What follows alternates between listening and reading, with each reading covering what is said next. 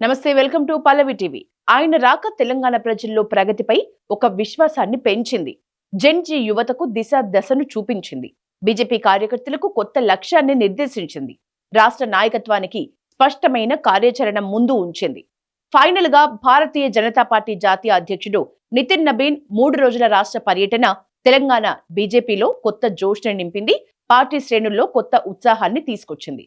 తెలంగాణలో 2028 అసెంబ్లీ ఎన్నికల్లో విజయం సాధించడమే లక్ష్యంగా రాష్ట్రంలో పార్టీని మరింత బలోపేతం చేయటం, రానున్న గ్రేటర్ ఎన్నికలకు క్యాడర్ ని సిద్ధం చేయటమే ఈ పర్యటన ప్రధాన లక్ష్యంగా కనిపిస్తోంది.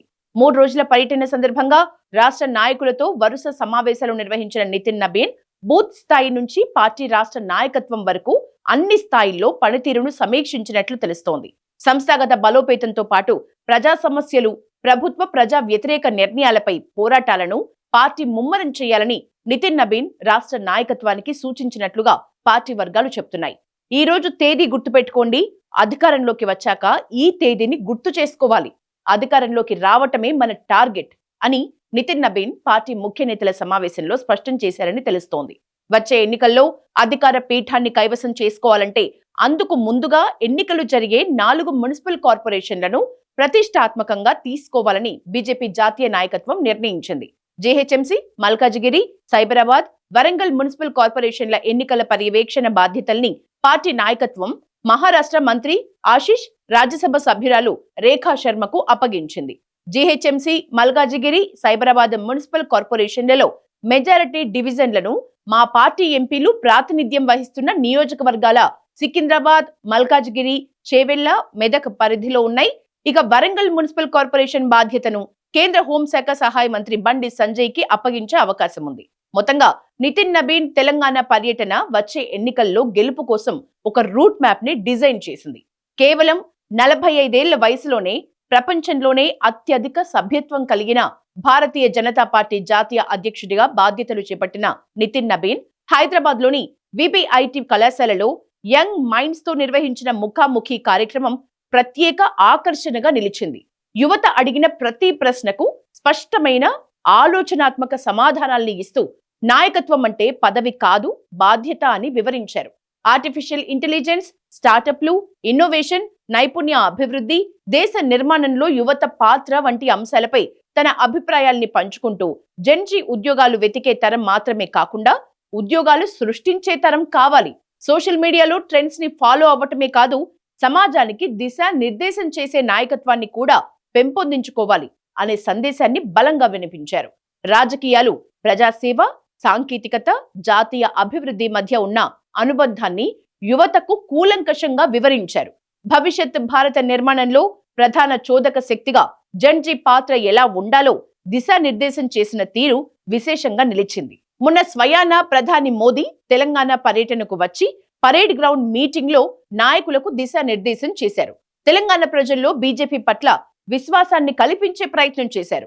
నిన్న రక్షణ శాఖ మంత్రి రాజ్నాథ్ సింగ్ కూడా తెలంగాణ పర్యటనలో కీలక అంశాల్ని ప్రస్తావించారు. ఇప్పుడు పార్టీ జాతీయ అధ్యక్షుడు నితిన్ నబీన్ కూడా 3 రోజుల రాష్ట్ర పర్యటనకు వచ్చి రాబోయే ఎన్నికలకు రూట్ మ్యాప్ ఆవిష్కరించారు. పార్టీ కేంద్ర నాయకత్వం తెలంగాణపై పెడుతున్న ప్రత్యేక దృష్టితో కమలం పార్టీలో కొత్త ఉత్సాహం కనిపిస్తోంది. బెంగాల్ స్ఫూర్తితో తెలంగాణలోనూ అధికారంలోకి వస్తామనే విశ్వాసం ప్రతి బూత్ స్థాయి కార్యకర్త మదిలో నాటుకుంటోంది. ఎందుకంటే తెలంగాణలో కమల వికాసం నెమ్మదిగా పెరుగుతోంది. గత జీహెచ్ఎంసీ ఎన్నికల్లో 44 కార్పొరేటర్ స్థానాలు కైవసం, దుబ్బాక, హుజురాబాద్ ఉప ఎన్నికల్లో అఖండ గెలుపు, మునుగోడులో నైతిక విజయంతో గెలుపు ప్రస్థానం మొదలుపెట్టిన కమలం పార్టీ 2023లో జరిగిన అసెంబ్లీ ఎన్నికల్లో 111 స్థానాల్లో పోటీ చేసిన బీజేపీ 8 చోట్ల విజయం సాధించింది. ఆ తర్వాత 6 నెలలకు జరిగిన పార్లమెంట్ ఎన్నికల్లో ఏకంగా 50% సీట్లు అంటే 17 ఎంపీ స్థానాల్లో 8 చోట్ల విజయ కేతనం ఎగరవేసింది.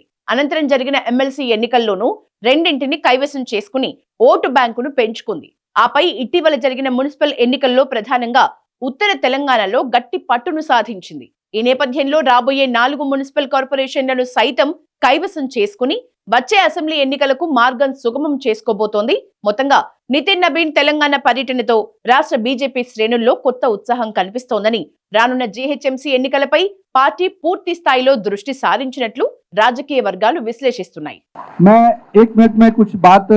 माननीय प्रधानमंत्री जी ने तो आप लोग के साथ मन की बात करते हैं बैठे बैठे, लेकिन मैं कुछ बातें अपने युवा पीढ़ी से करना चाहता हूँ। भी कई सवाल हमारे दोस्तों के आए, आप लोगों ने भी कुछ सवाल किया। इस देश के युवा को किस रूप में देखना चाहिए, कई लोग अलग अलग तरीके से देखते हैं। अभी इस देश में काफी चर्चा हो रही है जेन जी की। किसी ने मुझसे नहीं पूछा कि आज का जेन जी क्या चाहता है। अभी मैं देख रहा था अलग अलग कुछ जगहों पर लोग जेन जी के, आज के जेन जी को नए भारत का बता रहे हैं। मैं आपसे इसलिए इस सवाल के रूप में, चूंकि समय कम है, आपके सवाल आते तो मैं उसको थोड़ा जवाब देता, पर शायद ये सवाल छूट गए, तो मैं अपने तरीके से इस बात को आपके बीच में रख रहा हूँ। लोगों ने मुझसे कहा कि आज कुछ देशों में नए युवाओं ने कुछ आंदोलन खड़े किए और उस आंदोलन को जेन जी का आंदोलन बताया। भारत का युवा निश्चित रूप से कई समय पे आंदोलन और नए नए चीजों को सृजन किया है, पर भारत का युवा एंटी एस्टेब्लिशमेंट वर्किंग में नहीं रहता है। भारत का युवा